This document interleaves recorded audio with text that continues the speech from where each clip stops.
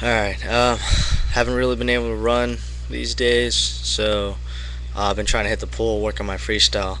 I figured I'd start to keep a blog of my progress or what I'm learning for myself, and if I get to help somebody else, then hey, that's cool.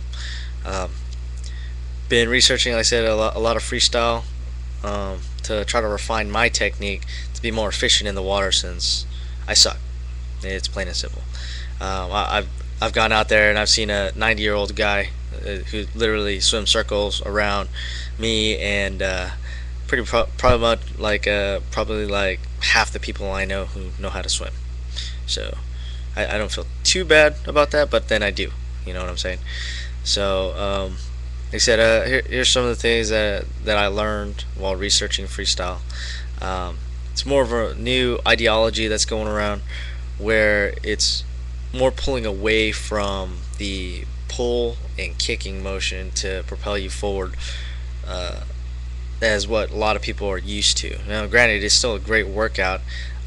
It's also great for sprinting. When you're doing your sprints in the water, um, the pull and kick is awesome for that. What I've been looking up are techniques for triathlons and what people try to use for that, where they're more focused on streamlining and technique for that as opposed to um, working harder in a sense. So being more efficient. Um, some of the things like I've noticed, um, which I've been working on. I've only been hitting the pool about maybe for 3 weeks straight, um, 5 days a week. I've been doing that for my workouts or right after my workout to try to work on my technique. I've been seeing some improvements. Some improvements are like I was so bad of a swimmer. I said what I used to do 500 meters in, I can now do 1,000 in.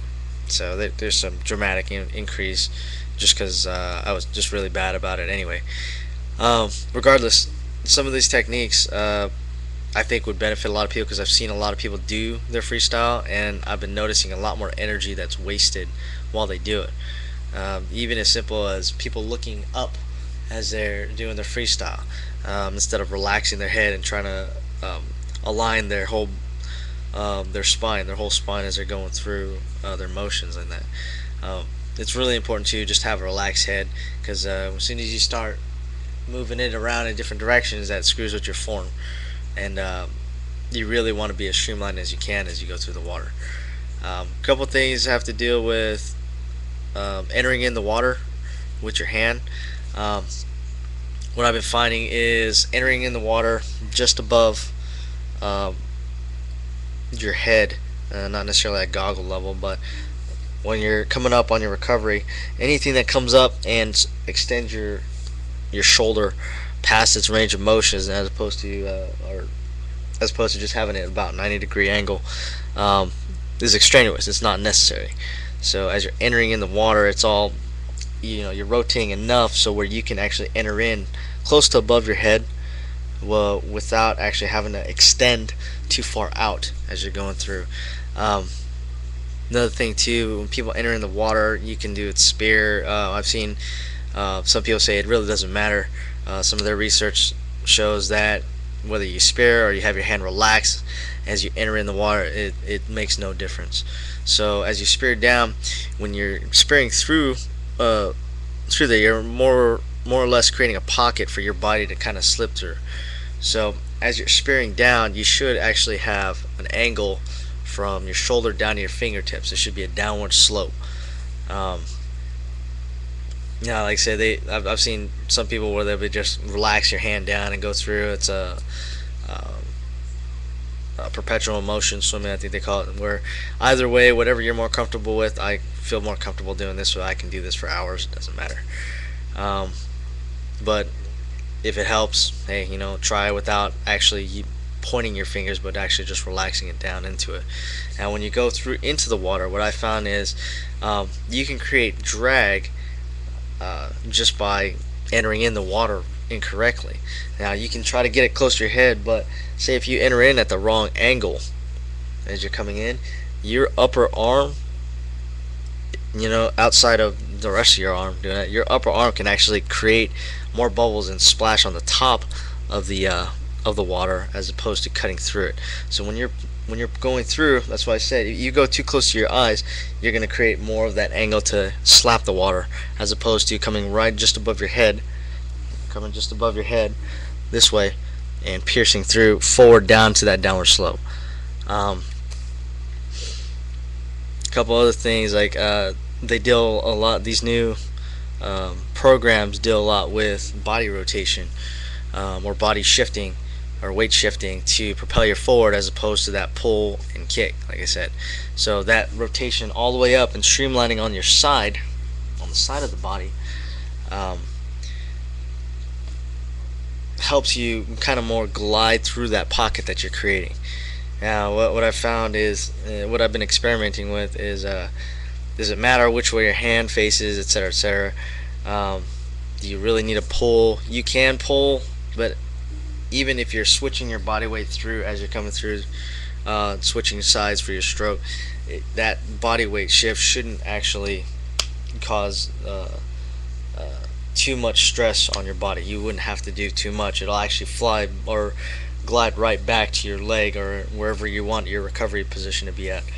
Um, I forgot to mention too, a lot of these techniques deal with minimizing your kick as well. So I've done a lot of these with minimal kick. Some of the newer ones that, not new, yeah, some of these new ones that I've been looking up, I've been able to do without any kick at all and still get good results on them. So let's see, yeah, rotating, using your whole body to rotate from side to side, streamlining on your whole side as opposed to swimming on your stomach and just trying to pull and push or pull and kick. It works a lot better for me because you are streamlining. Now, hand position, I said you've already got the slope downward. I've also heard like you should have that little twist in your or internal shoulder rotation where it's actually helping you streamline more. When you enter in the water, you should be reaching downward and straight in front of your shoulder. And if you're coming up and you're rotating all the way up on your side, that rotation shouldn't really matter too much with you actually having to try to reach out or trying to consciously trying to streamline a little bit more because you're already reaching as you're coming up onto your side now, as opposed to when you're straight this way, where now I have all this that needs to try to go down that little pocket that you're creating, as opposed to all of this as you're coming down. So as you can notice, see that angle, even if I'm up on my side, the angle is going to go down. Sorry, I'm too close to the camera. Anyways, but even if you're angled downward, as long as you're reaching out after you pierce through the water, then you're okay. You know, something I've been noticing too is a lot of people saying it's not good for sprinting.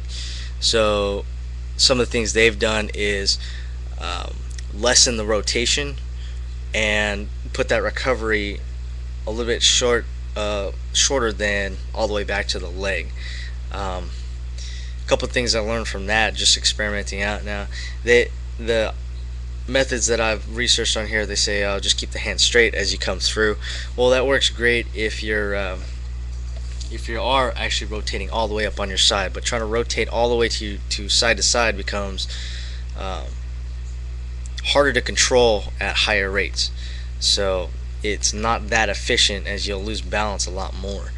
So instead of trying to go all the way back and forth into your whole side and twist all the way to the other side, I've been trying to do that with about a 45-degree angle. So I'm only rotating from here to here.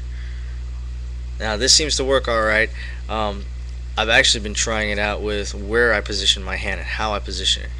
If I'm up on my body like this, it makes sense for my hand to be flat to try to pierce through the water to make all my weight go down that one long line that's coming down from my fingertips all the way down to my toes. When I started thinking it becomes a little more work, not necessarily for me to try to pull through, but more propulsion is lost if I try to go straight down and create that same motion coming just flat. So I actually tried entering in the water at a 45-degree angle. Since my body's only turning up to 45-degree angles, to a 45-degree angle, then my hand should actually enter into there, as it's compensating for that whole slope as it comes through. So um, I was actually able to do a couple laps that way without any kick whatsoever, and I still got a good time with that. Like I said, I actually enter in where as I enter in a 45, I actually angle my wrist down slightly this way. I said for me, it's no big deal for me. So I don't have, it doesn't matter if my hand is fingers are relaxed or if they're pointed, but I do angle it down at a 45 and pull my wrist down just a little bit, so I enter in there, um, and only turn my body 45-degree angle and then 45-degree back as I go through. He said it's something I've been working on. Seems to be working pretty well.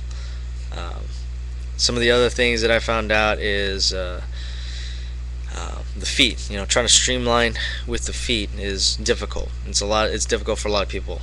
Um, Arching your back slightly also helps. Maintaining that forward motion helps as well. Um, the other, like I said, these techniques are meant a lot more for triathlon, so longer endurance than it is just for the sprints. So um, if I perfect this one where I'm just rotating just so much and maybe I'm going to try adding in um, more of a pull, like the S pull. And I've already tried kicking. Kicking really doesn't help me that much if I streamline in the proper way.